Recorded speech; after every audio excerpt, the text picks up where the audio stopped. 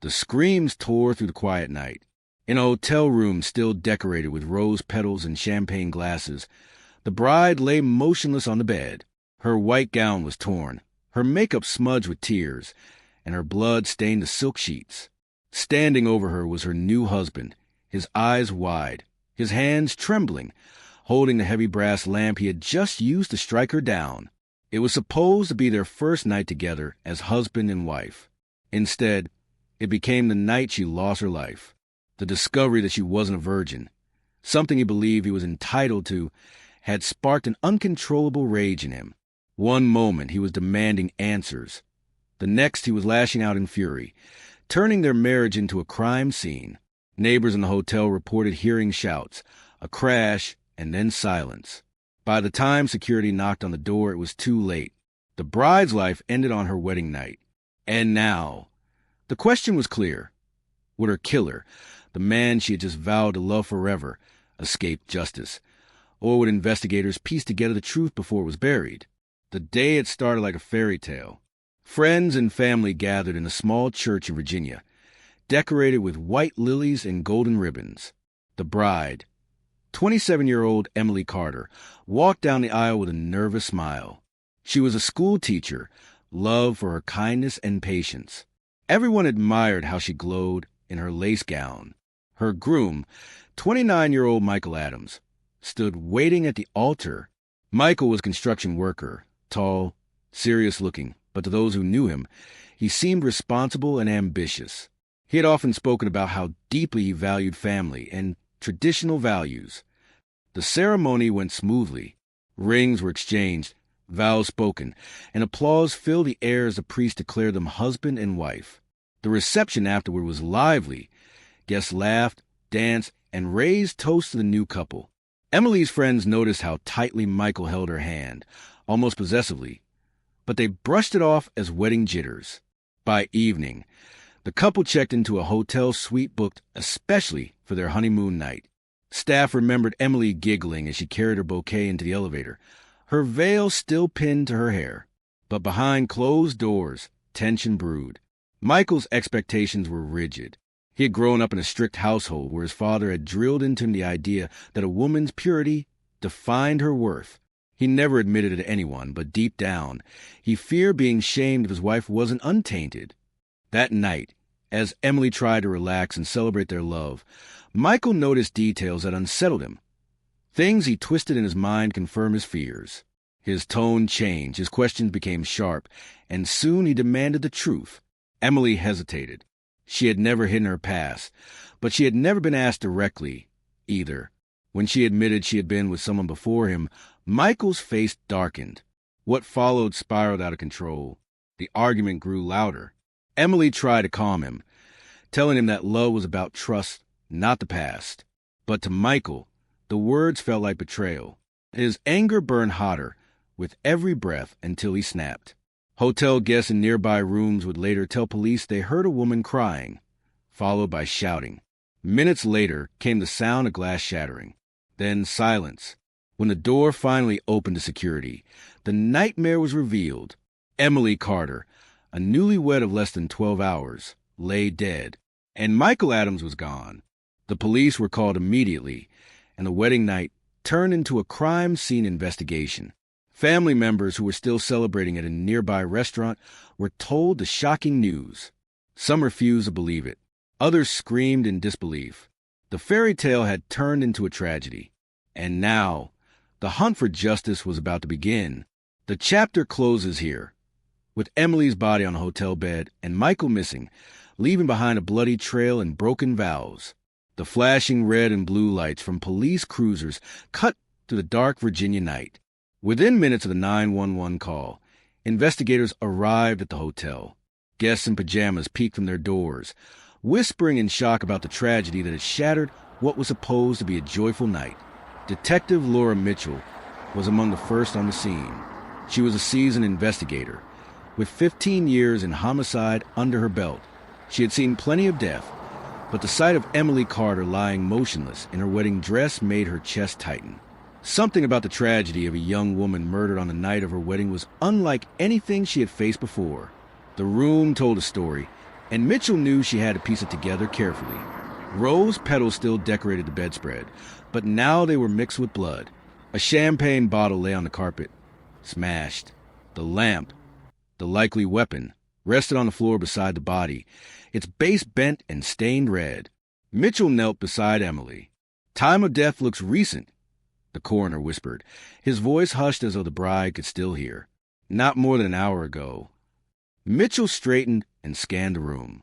There was no sign of forced entry, no broken locks or open windows. That meant the killer was someone Emily had let in willingly. And given the circumstances, there was only one person who fit that description.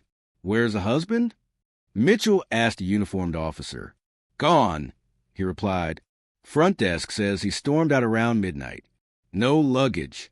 Just disappeared." Mitchell's jaw tightened. A bride murdered on her wedding night. A husband who vanished immediately after. To her, it wasn't just suspicious. It was damning, but she couldn't jump to conclusions. Not yet. She turned to the crime scene techs. "Get everything bagged. Fingerprints, blood swabs, fibers. I want this room combed top to bottom. Check the hall cameras. Pull every guest statement." He couldn't have gone far. As evidence collection began, Mitchell stepped into the hallway. Guests crowded around, whispering nervously. A woman in a bridesmaid's dress sobbed into her hands, whispering Emily's name. "Detective!" She was so happy tonight. The woman cried when Mitchell approached. She kept saying she couldn't wait for the future. How could this happen? Mitchell asked carefully, "Did you notice anything unusual about the groom tonight?" The bridesmaid sniffled. "Michael? He was quiet. But that's just him. He didn't drink, barely danced. He stayed glued to Emily. At one point, I thought he looked upset, but I assumed it was just nerves." Mitchell wrote everything down. She had seen this pattern before. Controlling behavior, quiet possessiveness, a flash of temper. It often ended in violence. Meanwhile, the text confirmed security footage showed Michael leaving the hotel in a hurry. He was still in his wedding suit, his tie pulled loose, his face hard and determined. No one saw him come back. Detective Mitchell's partner, Officer Daniels, approached with a file. Background check came in. Michael Adams, 29. No criminal record. No priors. Works in construction. Neighbors describe him as hardworking, but Daniels hesitated. They also say he's old-fashioned, controlling, even strict about what a good woman should be. Mitchell frowned. And Emily? School teacher. Sweet girl. Everyone loved her. No enemies we know of. The puzzle was taking shape, but Mitchell knew better than to assume it was complete. Sometimes things weren't as simple as they looked. Still, one thing was clear. Michael Adams was a prime suspect. By dawn, the case had already hit the news. Headlines read, "Bride murdered on wedding night. Husband missing." The media swarmed the hotel, cameras flashing as Emily's family wept openly. Mitchell felt the pressure. She knew the public would want answers fast. But finding Michael wouldn't be easy. A man on the run after a crime of passion could be anywhere, and his next move was unpredictable. Still, Mitchell made herself a silent promise as she zipped up her case file. She would not let Emily Carter's murder go unanswered. She would hunt down Michael Adams, no matter where he ran. But as the first rays of daylight lit the crime scene, Mitchell had no idea just how dark and twisted the path ahead would become. Because soon, she would discover that this case wasn't just about a husband snapping on his wedding night. There were secrets hidden in Emily's past, and Michael wasn't the only one who had reasons to be angry. The investigation was only beginning, and the real danger was still unfolding. The morning after Emily's death, Detective Laura Mitchell sat in the precinct with a coffee that had long gone cold. The file in front of her contained what little they knew. Victim, Emily Carter, 27, schoolteacher, well-liked, no criminal history. Suspect, Michael Adams, 29, construction worker, husband, missing since the night of the murder. Evidence, blood-stained lamp, smashed champagne bottle. Security footage of Michael leaving the hotel in haste. It looked straightforward on paper, but Mitchell had worked too many cases to believe anything was ever simple. She leaned back in her chair. If he did it in the heat of passion, where does he go afterward? She asked aloud. Her partner, Daniels, flipped through notes. Sometimes they run to family. Sometimes they hide out. Sometimes, he hesitated, they take their own lives. Mitchell shook her head. He left too quickly. That wasn't despair, that was flight. He thinks he can outrun this. Still, she couldn't ignore a gnawing thought. What if something else had driven the crime? What if there was more than just a husband's rage? By noon, Mitchell and Daniels were knocking on the door of Michael's parent home. His mother, a stern woman with silver hair pulled tight, opened the door. She looked weary, like she hadn't slept. Mrs. Adams, we need to know if your son came here last night, Mitchell said. Her lips pressed into a thin line. Michael wouldn't hurt anyone. You're making a mistake. Did you see him? No, she snapped and softened. But if he did come here, I'd tell him to go to the police. It was a lie. Mitchell could read it in her eyes. But there was no proof. Michael's father, however, was less guarded. He called, he admitted quietly, said he needed time, sounded angry. I told him to calm down, to think about what he's doing. Then he hung up. Where was he calling from? Mitchell asked. The father shook his head. Didn't say. But I know my boy. He's not a killer. Mitchell scribbled notes, her gut screaming otherwise. That evening, Mitchell sat down with Emily's best friend, Rachel Summers. The young woman's eyes were red from crying, but she was determined to help. Emily never told me much about Michael, Rachel admitted. Honestly, I always thought she rushed into marriage. She wanted to believe in love so badly, but she had secrets. What kind of secrets? Mitchell pressed. Rachel twisted her hands nervously. She dated someone a few years ago. It was serious, but it ended badly. She never said his name, just that he got obsessed. She was scared of him for a while. Mitchell's pen froze over her notebook. Are you saying someone else might have had a motive? Rachel nodded. Emily didn't talk about it much. But if Michael found out, she trailed off, her meaning clear. Mitchell's mind raced. If Emily had a past lover who was still lurking, could Michael have discovered it on their wedding night? Could that be why things escalated? Or worse, could that lover have reappeared and played a role in her death? Back at the station, Daniels reported another complication. We pulled more hotel footage. Michael was seen leaving the building, but he tapped the screen of his tablet. An hour later, another man was spotted near the service entrance. He wore a cap, face hidden. Security swears they didn't recognize him. Mitchell studied the grainy image. Do we have any idea who he is? Not yet. Could be a guest. Could be nothing. But his timing's strange. A cold knot formed in Mitchell's stomach. The case that had seemed open and shut was cracking open. Yes, Michael Adams was a prime suspect. But now there were shadows in Emily's past. Hints of another man and mysterious movements at the hotel. If Mitchell was right, the murder might not have been just a husband's blind rage. It might have been part of something bigger. The chapter ends with Mitchell staring at the blurry photo of the man in the cap. Her instincts telling her this wasn't just a runaway groom case, but was an innocent bystander, or the key to unraveling the entire crime. Detective Laura Mitchell sat in the dimly lit squad room, the grainy still image of the man in the cap staring back at her from the evidence board. It was 2 a.m., and the weight of the case pressed down like a stone. Michael Adams was still missing. His car hadn't been found. His bank cards hadn't been used. No calls to friends, no texts, nothing. For a man who supposedly lost control, he was proving to be disturbingly careful at staying hidden. But the presence of the unidentified man at the hotel nagged at Mitchell. Who was he? She muttered to herself. The next morning, she and her partner Daniels tracked down hotel staff. One night, Porter finally remembered seeing the man. He wasn't a guest, the porter explained. Came through the back, asked for directions to the ballroom. But he didn't look dressed for a wedding. Wore dark clothes, kept his head down. Did he go up to the bridal suite? Mitchell asked. The porter shrugged. Not that I saw. But he hung around for a while before leaving. Daniels frowned. Could be nothing. Could be everything. The team ran the security footage through facial recognition software, but the results came back empty. No match. Either the man was a ghost in the system, or he knew how to avoid being tracked. Meanwhile, the press turned up the heat. News vans parked outside the station, reporters demanding answers. Headlines screamed, "Wedding night horror, killer on the run. Did groom snap, or is someone else to blame?" The community buzzed with rumors. Some believed Michael had killed Emily in cold blood.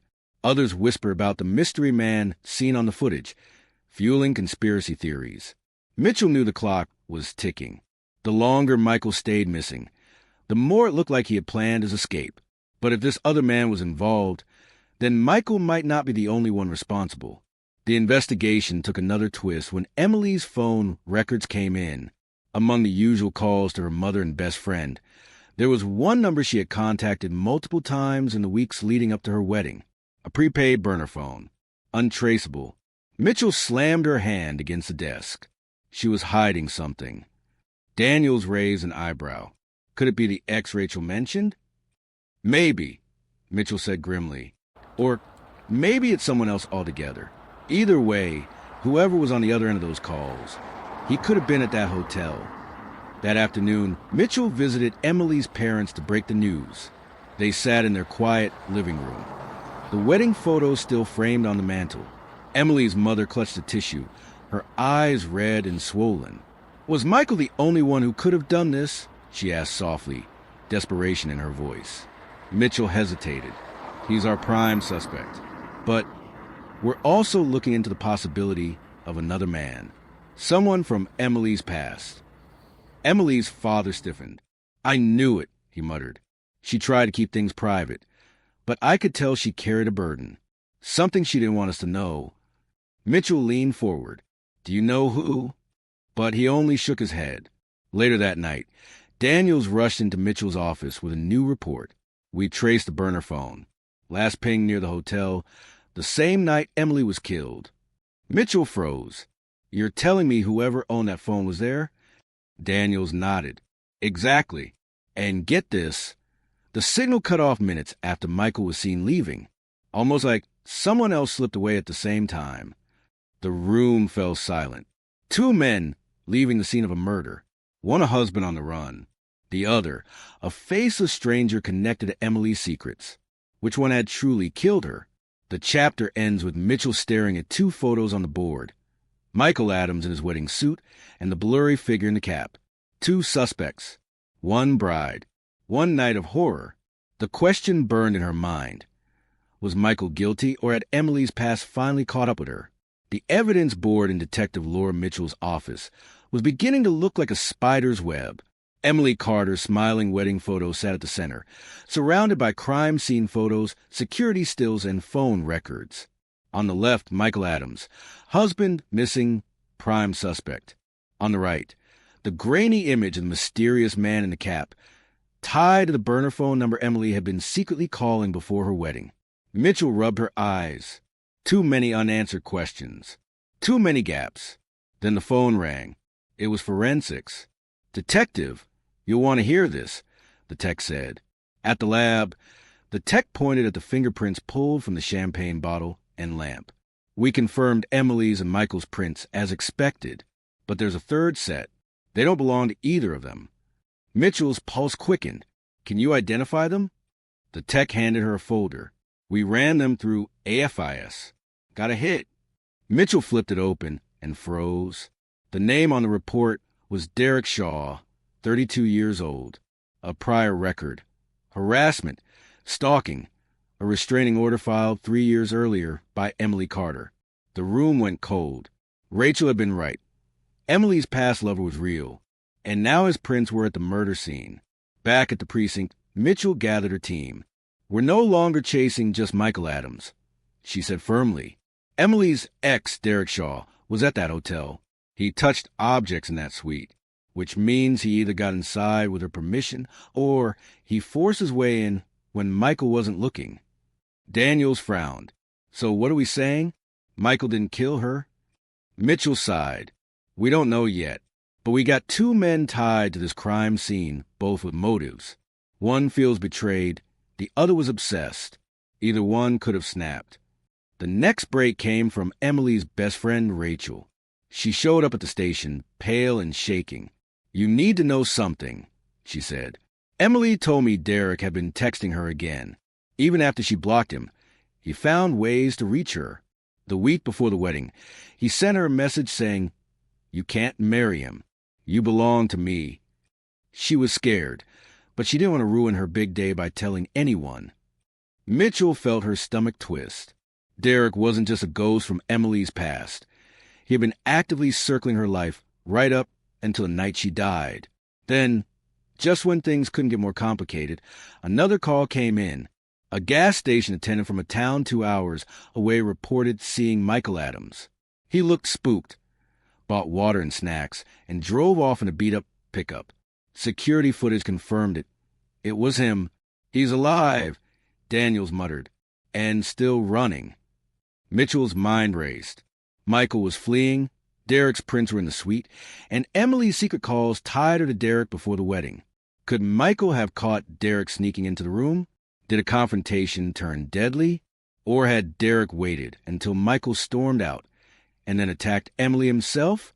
By midnight, Mitchell finally caught a lead she couldn't ignore. The burner phone Emily had been calling, it hadn't been discarded. It had been reactivated, and its location pinged from a cell tower only 10 miles away. Mitchell grabbed her coat. "Derek Shaw isn't gone. He's nearby." The squad room buzzed with urgency as officers scrambled into cars. The chase was on. The chapter ends with Mitchell's headlights cutting through the darkness as she speeds toward the signal. Her gut tells her she's about to find Derek Shaw, Emily's ghost from the past. But when she finds him, will he reveal the truth of Emily's murder or drag the case into even deeper chaos? Detective Laura Mitchell drove with sirens blaring, the burner phone signal guiding her like a beacon to the backroads outside Richmond. 10 miles, 5 miles, 1 mile. Then the signal went still, pinging from an abandoned farmhouse at the edge of a field. The squad car surrounded the property, lights flooding the rotting wood and overgrown weeds. Mitchell stepped out, hand on her gun. The air was heavy, tense, as if the house itself was holding its breath. "Derek Shaw," she called out. "This is the police. Come out with your hands up." For a moment, silence. Then movement. A shadow darted across a broken window. Officers raised their weapons. A door creaked open. A man emerged slowly, hands raised. He was tall, gaunt, with stubble on his jaw and a nervous twitch in his eyes. "Derek Shaw." "You think I killed her?" he shouted hoarsely. "I loved her. I didn't touch her." Mitchell stepped forward. "Then why were your fingerprints in that hotel room? Derek? Why was your phone there the night she died?" Derek's voice cracked. "She called me. She said she couldn't go through with it. She wanted to see me before the wedding night. I went to the hotel, but she changed her mind, told me to leave. That's all. I didn't hurt her." Mitchell's instincts screamed at her. Was this desperate denial, or was there truth in his words? At the station, Derek was interrogated for hours. He admitted to breaking the restraining order, admitted to stalking Emily, admitted to sneaking into the hotel to see her, but he swore he never touched her after she told him to go. "She was alive when I left," he insisted, banging the table. "Ask Michael. He was there when I left." That statement made Mitchell's blood run cold. "You saw Michael?" Derek nodded. "He walked in while I was leaving." He looked furious. If anyone hurt her, it was him. The revelation shook the case apart. On one hand, Derek's obsession and his presence at the hotel were undeniable. On the other, Michael's disappearance still painted him guilty. The press was relentless. Headlines now screamed. "Bride stalker found. Claims innocence. Runaway groom still missing." Community pressure boiled over. Emily's parents demanded answers. The police chief warned Mitchell, "If you don't close this soon, the department will hand it over to feds." Mitchell lay awake that night, staring at her ceiling. For the first time, doubt consumed her. What if she'd been chasing the wrong man? What if Michael really was innocent, just running from the storm? The fear of failing Emily and letting a killer walk free gnawed at her. The next morning, the case took an even darker turn. Michael's abandoned pickup truck was found in the woods, doors open, blood smeared across the steering wheel. In the back seat, detectives recovered his wallet and a torn piece of Emily's wedding dress. The message was clear. Michael Adams wasn't just running anymore. He was preparing for something. Mitchell's got twisted. He knows we're close. And now he's dangerous. The chapter ends with Mitchell standing over Michael's abandoned truck. The forest around are quiet and ominous. 2 men tied Emily's death. One stalking her. One married to her. And now, Michael Adams had vanished deeper into the shadows, leaving Mitchell to wonder she was already too late to stop him from striking again. The woods were damp and silent, broken only by the crunch of boots as Detective Laura Mitchell studied the abandoned pickup. Michael Adams had been clever enough to stay hidden for days, but leaving behind his truck, his wallet, even blood, it felt too deliberate, almost like a trail. Do you think he hurt himself? Daniels asked quietly. Mitchell shook her head. No, this isn't suicide. This is staging. He wants us chasing shadows.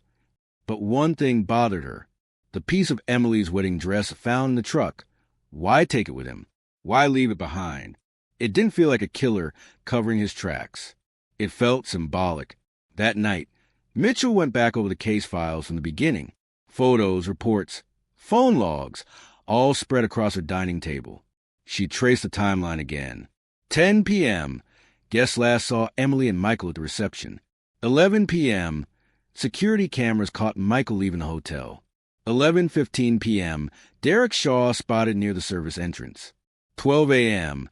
Neighbors reported screaming from the honeymoon suite. 12:20 a.m. Security confirmed Michael stormed out of the hotel for good. But then it hit her. The screaming was reported before Michael left. It was reported after. If Michael had already stormed out, how could he have been the one attacking Emily at that time? Her pulse quickened. They had assumed the timeline proved Michael's guilt. But what if it proved his innocence? The next morning, Mitchell drove to the coroner's office. I need the exact time of death, she demanded. The coroner checked his notes. Based on rigor and blood pooling, Emily died closer to midnight, not 11 o'clock. Midnight, the same time Derek's burner phone pinged near the hotel. The truth crashed over Mitchell. Michael may have been violent, jealous, even unstable, but he wasn't there when Emily was killed. The stalker had been. She raced to the interrogation room where Derek was being held. He looked smug, convinced that suspicion had shifted fully to Michael. You lied.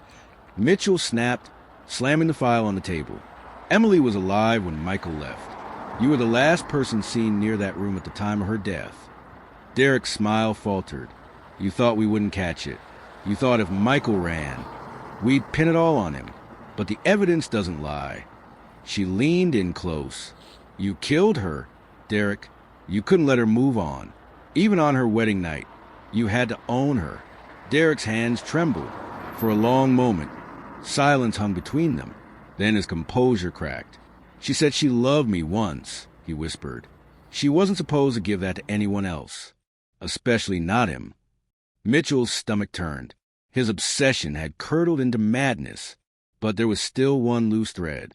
Where's Michael? She demanded. Derek sneered. You'll never find him. He's too busy running from ghosts, mine and his own. Mitchell slammed the table. If you hurt him too. Derek laughed bitterly. I didn't need to. He's already destroyed. He'll never be free of this. By evening, Mitchell had what she needed. Derek's prints on a lamp, his phone pinging near the scene at the time of death, his confession laced in obsession. But Michael Adams was still missing. The case was on the brink of closure, but not complete. To truly deliver justice, for Emily, for her family, Mitchell had to find Michael and bring him back, alive or dead, because until she did, the story of Emily Carter's murder will remain unfinished.